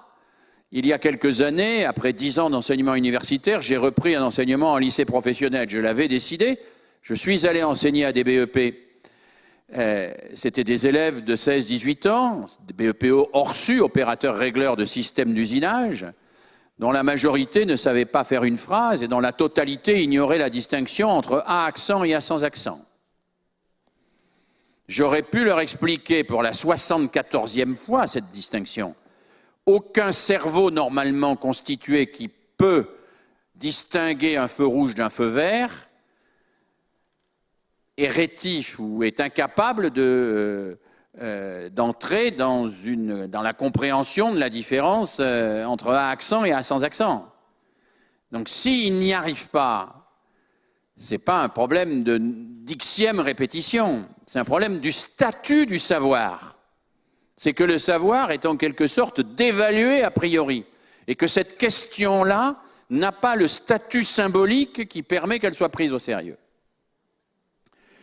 Et pour qu'elle soit prise au sérieux, je suis convaincu, et je pense que nous serions d'accord sur cette idée, qu'il faut faire des détours. C'est la raison pour laquelle j'ai étudié la théogonie d'Hésiode, le premier texte de la mythologie grecque, avant d'étudier l'accent sur le A. Et j'ai fait en sorte que mes élèves entrent dans cette histoire fantastique des dieux grecs, où on se tue, où on s'entretue, où on mange ses enfants, etc. Histoire qui leur parle profondément, puisqu'ils sont tous au cœur de conflits familiaux et de difficultés pires que les Atrides. Mais nous sommes entrés là-dedans parce que mon objectif était à la fois de leur permettre d'accéder à des formes symboliques qui leur donnent de quoi structurer leur intelligence, mais aussi de changer radicalement leur rapport au savoir. C'est-à-dire de reconstruire avec eux un rapport au savoir et de faire en sorte que ce rapport au savoir leur donne la possibilité d'accéder, y compris à des choses simples sur lesquelles ils butent depuis une éternité, et qu'on ne va pas se contenter de leur répéter une nouvelle fois en disant que c'est ainsi qu'ils vont y parvenir. Alors, quant à la question des contenus d'enseignement, oui, je n'ai pas développé, j'avais pourtant inscrit dans mes notes un certain nombre de choses là-dessus, sur la question des programmes. Moi, je vais le dire en 3 mots, hein. Je crois que les programmes doivent comporter 3 types de choses. Des compétences, mais je ne suis pas un aficionados particulier de la seule formulation par compétence. Des œuvres, et je pense que les œuvres, c'est quelque chose d'important parce que la confrontation à l'œuvre représente pour un humain une confrontation à ce que les hommes ont fait de plus grand et de plus beau, et ça tire les gens vers le haut en les faisant rentrer dans ces formes symboliques, et aussi ce qu'on pourrait appeler des valeurs. Bon. Je crois que ces 3 choses-là rentrent dans le cadre d'un programme au sens noble, et que c'est cela à quoi il nous faut réfléchir, sans jamais pouvoir imaginer, bien sûr, qu'on pourra se passer de l'autorité de l'adulte. L'adulte a une autorité, a même un devoir d'autorité. Il n'est pas d'exemple d'un petit homme qui soit devenu un petit homme sans l'autorité d'un adulte, d'un homme déjà adulte lui. Cette médiation de l'adulte est évidemment fondamentale et structurante. Simplement, l'adulte ne fabrique pas l'enfant, il n'est pas le docteur Frankenstein fabriquant sa créature. Il est celui qui contribue à créer les conditions pour que cet enfant devienne un sujet. Voilà. C'est ce qui fait la difficulté de la pédagogie et qui fait que l'éducation n'est pas une fabrication. Merci. Je vais peut-être prendre deux ou 3 interventions donc, successives. Vous essayez d'être relativement bref. Oui? Alors, oui? Je crois que levez bien la main, s'il vous plaît.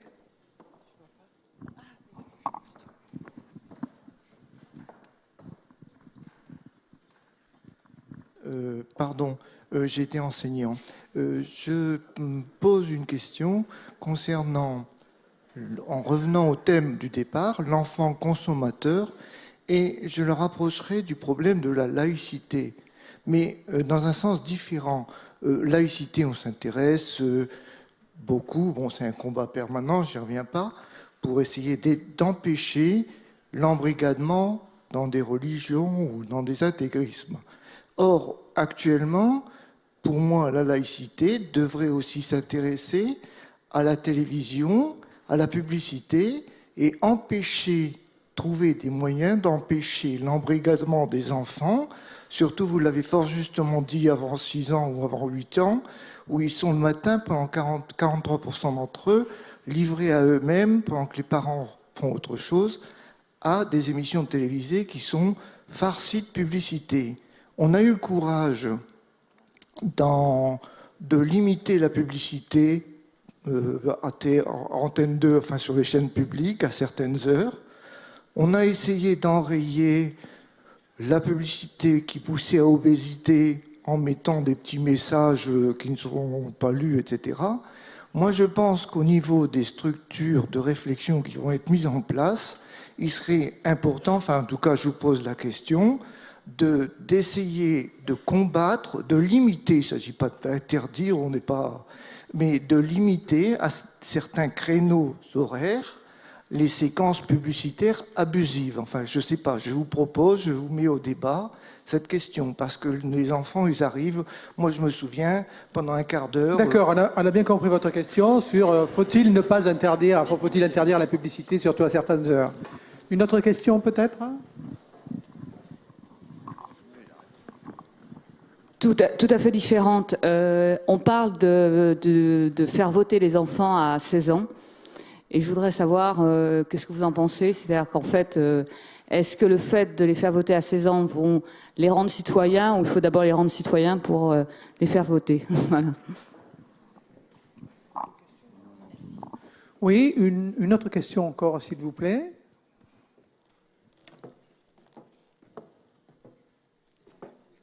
Il y a quelqu'un... Oui? Plutôt devant. Voilà, puis Philippe répondra. Bonsoir.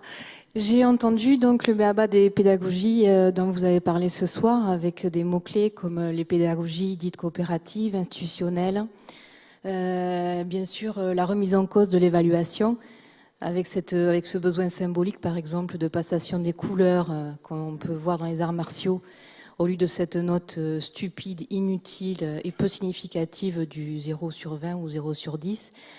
Une question avec 2 regrets.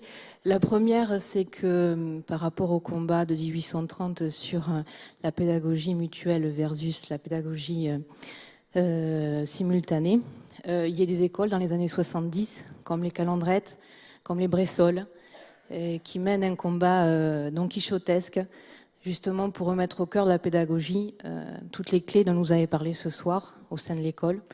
C'est dommage que ce soit marginalisé.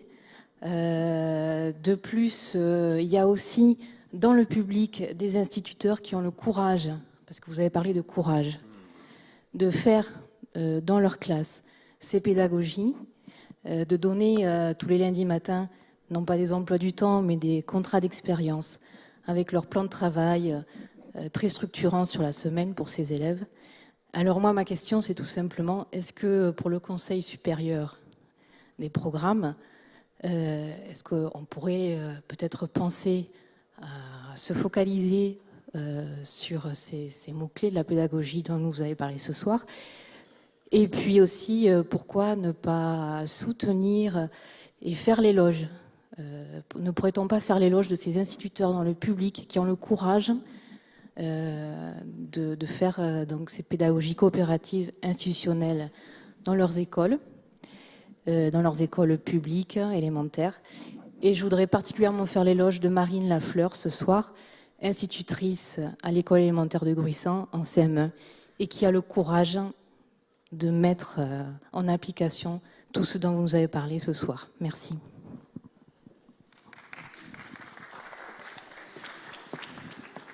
Un mot, mais rapidement, puisque je suis totalement d'accord avec le collègue qui évoque la question de la publicité de la télévision et de la laïcité à travers cela. Oui, bien sûr. Cela supposerait que la question de la télévision et plus globalement la question des médias, et donc aujourd'hui d'Internet, soit construite comme des questions politiques. Elles ne le sont pas construites comme des questions politiques aujourd'hui. Les campagnes électorales, quelles qu'elles soient, nationales ou locales, ne font jamais, n'organisent jamais de débat sur la télévision qu'il nous faut. On propose éventuellement de mettre une personne de plus au CSA ou de ne pas faire nommer le président de France Télévisions par le président de la République, mais c'est les seules questions qu'on verse au débat. La question de la nature politique de ces médias et de la façon dont les citoyens pourraient contribuer à leur régulation n'est jamais véritablement posée. Pourtant, il y a des choses qui ont été expérimentées dans des pays étrangers qu'on pourrait parfaitement reprendre à notre compte. La Belgique, qui n'est pas si loin et qui a eu parfois quelques problèmes de gouvernement, a fait adopter sans la moindre difficulté une mesure qui consiste à interdire la publicité 10 minutes avant et 10 minutes après toute émission à destination de la jeunesse, et a fortiori à l'intérieur des émissions à destination de la jeunesse. Un certain nombre de pays, y compris en Amérique du Sud, que je connais un peu, imposent à toutes les chaînes de télévision qui diffusent un journal télévisé pour adultes d'en diffuser un à destination des 8-12 ans et un des 12-16 ans, de telle manière à décrypter une actualité qui est difficilement compréhensible pour des enfants et à leur donner la possibilité d'entrer dans le monde avec un peu moins de brutalité parfois et un peu plus de subtilité et d'intelligence, plutôt que de les faire bombarder par des images violentes où on voit s'opposer des sunnites et des chiites, chose dont aucun enfant de 8 ans ne sait à quoi ça correspond, sauf à le rapporter à des personnages d'un jeu vidéo qui se mitraillent réciproquement pour s'anéantir à satiété. Voilà. Donc je crois que nous devons nous emparer de ces questions qui touchent à la télévision. Nous devons aussi nous emparer de l'utilisation plus globalement des médias, et en particulier d'Internet. Je discutais tout à l'heure avec le responsable de l'équipe qui organise la retransmission de cette soirée, et il m'expliquait, et je partage totalement son point de vue, l'importance qu'il y aurait à penser autrement et d'une manière moins verticale, mais plus horizontale, plus coopérative, la transmission de l'information, de mettre à disposition des données d'une manière qui soit plus facile sans pour autant que ce soit n'importe quoi. Oui, je crois que nous avons un vaste champ d'exploration dans ce domaine et qu'il est tout à fait anormal, je le dis très simplement, que les télévisions dans leur ensemble et les médias dans leur ensemble qui ont des droits n'aient pas aussi des devoirs en matière d'éducation. Je pense que dès lors que l'on emprunte l'espace hertzien ou le câble, dès lors que l'on emprunte les réseaux sociaux, on doit avoir des devoirs éducatifs. Et on ne peut pas échapper au devoir d'éduquer, parce que le devoir d'éduquer, c'est le devoir de prendre soin des jeunes générations, de prendre soin de ceux qui viennent, de ceux qui arrivent, qui sont encore fragiles, qui ont besoin à la fois d'être protégés et d'être introduits dans le monde pour pouvoir le comprendre et y agir. Donc je crois que oui, c'est un débat central, c'est un débat fondamental, mais c'est un débat occulté aujourd'hui, et il faut bien dire qu'il est occulté parce que ce sont les puissances de l'argent, et essentiellement les puissances de l'argent qui tiennent aujourd'hui les médias, et pour lesquelles la question de l'éducation n'a strictement aucune importance, puisqu'elle est tellement au-dessous de celle de la rentabilité et des bénéfices qu'ils peuvent réaliser. Deuxième question, le vote à 16 ans. Moi, je ne sais pas répondre à cette question. Je jouerai volontiers mon joker. Je crois que oui, peut-être on peut imaginer que le vote à 16 ans permettrait une meilleure formation citoyenne. Je crois que dans cette affaire-là, l'âge n'est pas absolument la question déterminante. On pourrait parfaitement décider 16 ou 17, voire 17 et demi. Bon. Personne n'est dupe. Chacun sait bien que ce n'est pas dans la nuit de ses 18 ans qu'on reçoit miraculeusement une espèce d'onction citoyenne qui vous permet de choisir enfin le bon candidat aux élections. Bon. Il n'y a pas de miracle de ce côté-là. Donc il y a un caractère arbitraire dans le choix d'une date de la majorité, en particulier la majorité citoyenne. On peut discuter de cet arbitraire et prendre en compte un certain nombre de faits sociologiques nouveaux. Ce qui me paraît beaucoup plus important, c'est de solenniser l'accès à la citoyenneté et donc à la majorité citoyenne. Je fais partie de ceux qui croient qu'il faut ritualiser la distribution de la carte d'électeur d'une manière forte, qu'il faut la distribuer d'une manière, enfin de façon insistante en montrant ce que ça signifie, les droits et les devoirs que cela implique.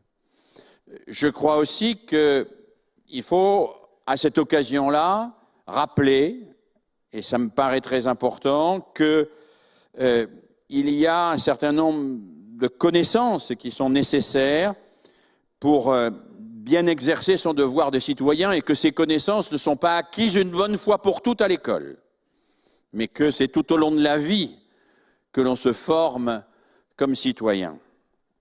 Et puis je crois enfin, évidemment, que c'est dès le plus jeune âge que doit se mettre en place la réflexion et la pensée.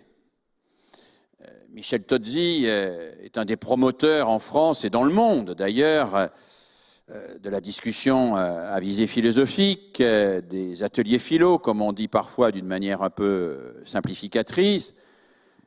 Et je crois que Michel ne me démentira pas, dès l'école maternelle. Dès l'école maternelle. Ça ne veut pas dire qu'on va faire voter pour l'élection à la présidence de la République les enfants de l'école maternelle. Et ça veut dire qu'il y a des questions sur lesquelles on peut d'ores et déjà travailler avec eux, à condition qu'il y ait un protocole qui soit élaboré, qu'on prenne un certain nombre de précautions méthodologiques, qu'on forme ceux et celles qui vont mener ces discussions et qu'on contribue progressivement ainsi à faire émerger une pensée critique, une pensée citoyenne, la capacité de penser par soi-même. Alors, j'ai bien conscience de ne pas avoir répondu d'une manière claire à votre question.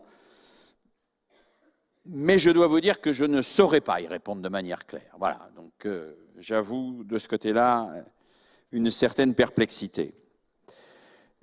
Sur la troisième intervention, oui, bien sûr, j'ai pu donner le sentiment d'être caricatural. J'ai pu donner le sentiment que la machine école était totalement perclue de rhumatisme et que personne dans la machine école ne travaillait autrement. Si je l'ai fait, je m'en excuse. Je sais, comme vous, le travail acharné de ces instituteurs courageux, de ces professeurs courageux, de ces professeurs de lycée professionnel courageux, de ces professeurs de lycée d'enseignement général courageux, de ces formateurs d'adultes courageux, c'est-à-dire de tous ceux et de toutes celles qui placent la question de l'apprentissage et la question de l'accès à la pensée réflexive au cœur de leur pratique. Je sais le travail qu'ils mènent et je sais à quel point ce travail les occupe et les obsède d'autant plus qu'ils ont parfois le sentiment de ramer à contre-courant. Vous avez raison de dire qu'il y a en France des expériences de classe multiniveau qui renouent d'une certaine manière avec la tradition, évidemment en l'en renouvelant, de l'enseignement mutuel. Vous avez raison de dire qu'il y a des équipes complètes qui mettent en place un travail culturel exigeant, de haut niveau, qui permet à des élèves de rencontrer les formes symboliques dont parlait monsieur tout à l'heure et à travers cela de se construire d'une manière très positive. Je crois pour ma part qu'on ne les écoute pas assez, qu'on ne les aide pas assez et qu'on ne valorise pas assez leur travail. La plupart d'entre eux ne demandent pas d'être décorés. Ils ne souhaitent pas avoir les palmes académiques. On peut les leur donner, mais enfin, ce n'est pas ça qu'ils veulent en priorité. Je crois que ce qu'ils voudraient en priorité, c'est de pouvoir faire cela sans être suspectés a priori, ce qui est une première chose, ni sans qu'on leur demande du 100% de réussite, alors qu'à celui qui innove pas, on ne lui demande jamais de justifier ses 30% de réussite. Parce que c'est un des grands paradoxes de l'institution scolaire, comme de toutes les institutions sclérosées en France. C'est que si vous ne faites rien, si vous sombrez dans le conformisme le plus absolu, on ne vous demande jamais de compte et on vous laisse toujours tranquille. Mais que si vous essayez de faire quelque chose, alors là, on vient vous emmerder. Et alors que l'autre est à 30% de réussite, vous, on vous emmerde parce que vous n'êtes qu'à 95%. Hein? Je crois qu'il y a là véritablement quelque chose qui est le signe d'une société vieillissante, hein, qui a peur, et qui a peur en particulier de créer et qui se crispe sur des modalités anciennes pour ne pas affronter les défis du futur. Alors oui, j'espérais que dans la loi sur la refondation, il y ait des portes et des fenêtres plus grandes ouvertes sur l'expérimentation intelligente et accompagnée. Il ne s'agit pas de faire n'importe quoi. Il ne s'agit pas de laisser, comme on dit, les professeurs faire de la vivisection avec leurs élèves. Personne ne veut cela. Il s'agit de laisser ceux et celles qui veulent s'engager, de les laisser aller de l'avant et de les accompagner pour qu'ils donnent le meilleur d'eux-mêmes dans les meilleures conditions. Et je crois que nous avons besoin de cela pour faire progresser le système, nous avons besoin de cela parce que ce sont eux qui finalement inventent les solutions du futur et je conclurai par là. Vous le savez, Jean-Luc Godard le disait à propos du cinéma, mais c'est valable a fortiori à propos de l'éducation, c'est toujours la marge qui tient la page. Voilà. Merci de votre attention.